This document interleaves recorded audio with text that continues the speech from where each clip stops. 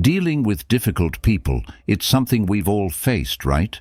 That one person who seems to live rent-free in your mind, constantly stirring up chaos, testing your patience, and making you question your own sanity. But what if I told you that you could not only handle these people, but actually thrive because of them? Yes, you heard me right. This isn't about avoiding confrontation or plastering on a fake smile. It's about tapping into the timeless wisdom of Stoicism to take back control of your energy, your emotions, and your peace of mind. And here's the kicker. It's not what you'd expect. Some of these tips are going to challenge the way you've been told to deal with conflict. In this video, I'm going to share practical, Stoic-inspired strategies that will flip the script on how you approach those tough, energy-draining interactions. These aren't just feel-good platitudes, they're actionable tools that you can use starting today to outsmart, outlast, and outgrow the difficult people in your life. So if you're ready to stop letting them dictate your day, if you're tired of walking away from conversations, replaying every word in your head, then stay tuned. By the end of this video, you'll have a mindset so unshakable, they won't even know what hit them. Trust me, you don't want to miss this. Number 1, the silent audit. You know that moment when someone's being so unreasonable, so utterly impossible, that every fiber of your being is screaming to fire back. You've rehearsed the perfect comeback in your head 1,000 times, but here's the kicker. What if I told you the most powerful thing you can do in that moment is absolutely nothing? Sounds counterintuitive, right? Maybe even weak. But trust me on this. It's not just powerful, it's transformative. Let's call it the silent audit. Picture this. You're in a meeting, and there's that one person, you know the type, who seems to thrive on being difficult. Maybe it's the colleague who interrupts every point you try to make, or the relative who just loves to pick fights at family gatherings. We've all been there, trapped in that frustrating dance, torn between defending ourselves or walking away. But here's the truth. Both options hand them control. Instead, try something radical. Say nothing. Do nothing. Just observe. I know what you're thinking. What good does that do? Aren't I just letting them win? But this isn't about winning or losing. It's about gathering data.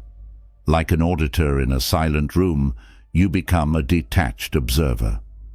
While they're busy throwing punches, figurative or literal, you're watching, assessing, and learning. Why are they behaving this way?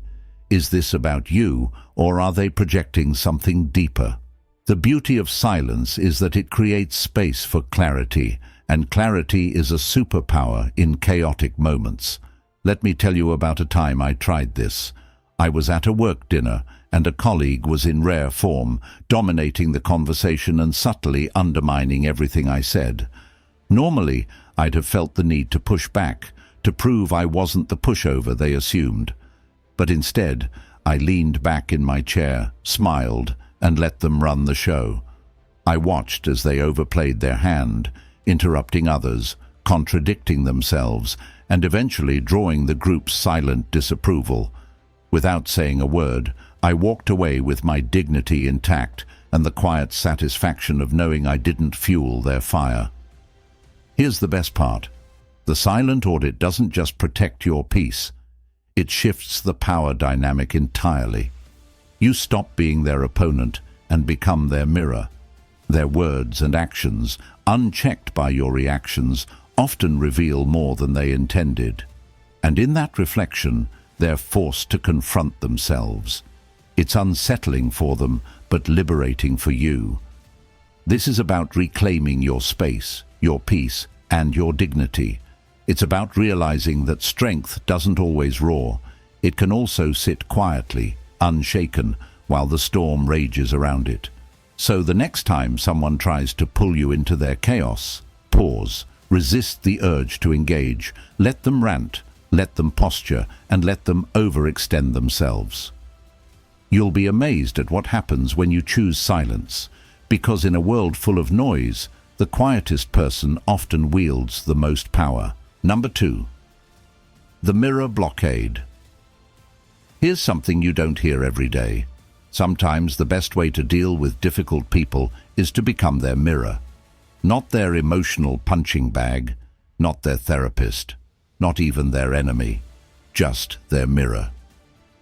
It's a strategy that's equal parts disarming and empowering, and yes, it's as intriguing as it sounds. Stick with me here, because once you try it, you'll wonder why no one ever taught you this before. We've all been there, stuck in a conversation with someone who just doesn't get it.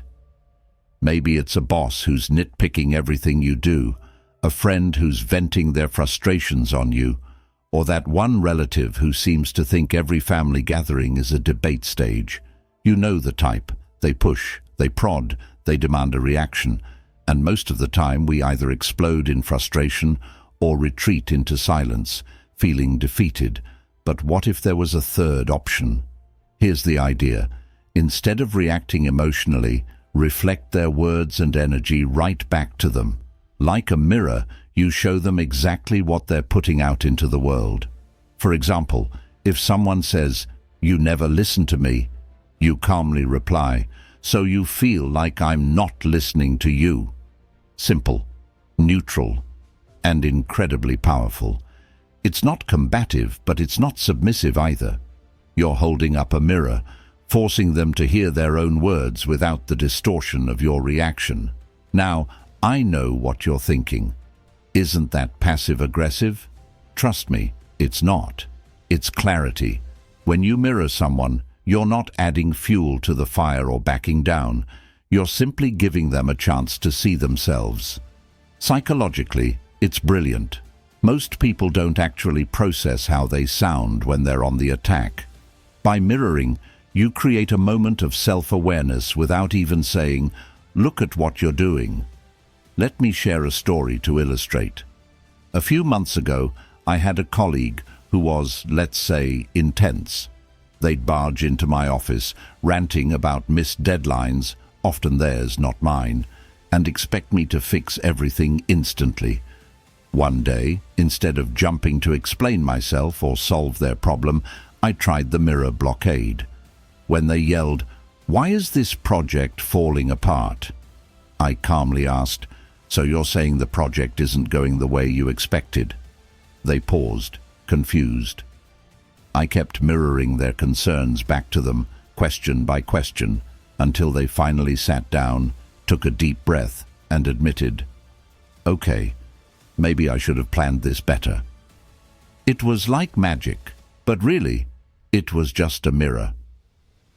What makes this strategy so satisfying is how much control it gives you.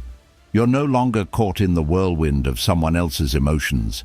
Instead, you're standing firm, holding up the truth, and letting them deal with it. It's not about shutting them down or proving you're right. It's about protecting your peace while subtly guiding the conversation toward clarity. This is about more than just managing difficult people. It's about reclaiming your power in situations that feel out of control. It's about showing strength without hostility, confidence without arrogance. And yes, it's about holding on to your space, your peace, and your dignity. So the next time someone comes at you with criticism, complaints, or chaos, resist the urge to explain or argue. Instead, reflect their words right back to them. Watch as their energy shifts, their focus sharpens, and their attitude softens. Because sometimes the best way to change the game is to simply hold up the mirror. Number 3. Ego Judo. Here's a little secret about dealing with difficult people. Their ego is both their armor and their Achilles heel. Sounds a bit dramatic, doesn't it?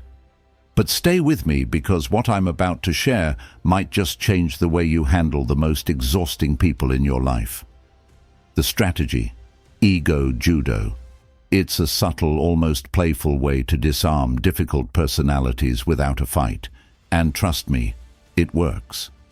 We've all met someone who thrives on dominance. The coworker who always has to have the last word, the friend who can't stop name-dropping their latest achievements, or that family member who turns every conversation into a competition. You know the type. They're the ones who push your buttons, sometimes without even realizing it, and you find yourself stuck in this tug-of-war over who's going to back down first. But here's the thing, you don't have to play their game. Ego judo is all about using their own need for validation to neutralize conflict. Instead of resisting their power moves, you redirect them. You feed their ego just enough to calm their defenses without compromising your own integrity. For example, when someone insists they know best, you might respond with, "You have such a strong perspective on this. I'd love to hear more." See what happened there? You've just turned their need for control into a chance to guide the conversation in a way that works for you. I know. You might be thinking, isn't this just flattery? Not quite. Flattery is empty. This is strategic. It's about recognizing that people often act out because they feel unseen or undervalued. By giving them a controlled dose of the attention they crave, you diffuse the tension without feeding into the chaos. Let me tell you about a time I used this in the wild. A colleague of mine, let's call him Mark, was notorious for steamrolling meetings. Every suggestion was met with, "That's fine, but here's what I think we should do," followed by a 10-minute monologue. One day, instead of countering him, I leaned in and said, "Mark, you have such a knack for thinking big. How do you see this playing out step by step?" He lit up, dove into his grand vision, and somewhere in the middle of explaining it, realized he'd already addressed half of my points without even realizing it. The meeting moved on smoothly, and he left feeling like the hero. No clash, no drama, and I got exactly what I needed. What makes ego judo so effective is that it's not about manipulation, it's about understanding human nature. Most people aren't difficult just for the sake of it. They're protecting something, their pride, their identity, their need to feel important. When you give them a safe outlet for those needs, you disarm their defensiveness and reclaim control of the interaction. This isn't about giving in or losing yourself in the process. It's about maintaining your peace and dignity while guiding the situation to a better outcome. It's about being the bigger person, not in a self-righteous way, but in a smart, grounded way. So the next time you're face to face with someone's overbearing ego, don't resist it. Redirect it. Let them have their moment, but guide it with intention. Because when you practice ego judo, you're not just avoiding conflict. You're mastering the art of interaction. And that's a power worth owning. Number 4, the empathy disruption. What if I told you that the very thing you've been told to avoid, understanding the person who's causing you grief, is actually the key to flipping the dynamic entirely? Sounds counterintuitive, right? But stay with me. It's not about agreeing with them or letting them off the hook. It's about throwing a curveball they won't see coming. I call it the empathy disruption, and it's one of the most unexpectedly effective strategies you'll ever try. Think about the last time someone really got under your skin. Maybe it was a friend who snapped at you out of nowhere, a co-worker who threw you under the bus in a meeting, or that stranger who decided to unload their bad day on you at the grocery store. We've all been there. The first instinct is usually to defend yourself, lash back, or maybe just stew in silent resentment. But what if instead you did the one thing they weren't expecting? What if you leaned into empathy, not to justify their behavior, but to completely disrupt the tension? Here's how it works. Instead of reacting emotionally, you pause and ask yourself, what might they be feeling right now that's driving this behavior? Then, instead of mirroring their aggression or frustration, you respond in a way that acknowledges their underlying emotion. For example, if someone's being rude and short with you, you might say, "It seems like you're having a tough day. Is everything okay?" Trust me, this isn't weakness. It's strategy. It shifts the focus from their attack to their internal state, catching them off guard and diffusing the situation. Now, you might be thinking, why should I care about someone else's feelings when they're clearly not caring about mine? And that's fair. But here's the thing. This isn't about letting them win or excusing bad behavior. It's about regaining control of the interaction. When you disrupt their negative energy with a genuine moment of empathy, you break the cycle of conflict. You take back your power without ever raising your voice or compromising your dignity. I'll give you an example. A while ago, I was stuck in a meeting with a client who was clearly in a bad mood. Every suggestion I made was shot down with a dismissive tone. My usual response would have been to push back or shut down entirely, but I decided to try empathy instead. At one point I said, "You seem really stressed about this project. Is there something specific you're worried about?" The room went quiet. For a second I thought I'd made it worse, but then they sighed and admitted, "Honestly, I'm just overwhelmed with deadlines." That one sentence changed the entire tone of the conversation. They started listening, and we actually made progress. The beauty of the empathy disruption is that it's disarming. People expect defensiveness or retaliation. They don't expect understanding. And while this doesn't mean you're responsible for fixing their problems, it does mean you can create a space where conflict loses its momentum. This is about more than just navigating difficult interactions. It's about reclaiming your peace in moments of tension. It's about choosing not to be dragged into someone else's storm and instead standing firm in your calm. You're not excusing bad behavior. You're rising above it. So the next time someone comes at you with negativity, try pausing. Instead of meeting their energy with more of the same, disrupt it with empathy. You'll be surprised at how often it softens even the hardest hearts. And even if it doesn't, you'll walk away knowing you held on to your own strength and grace.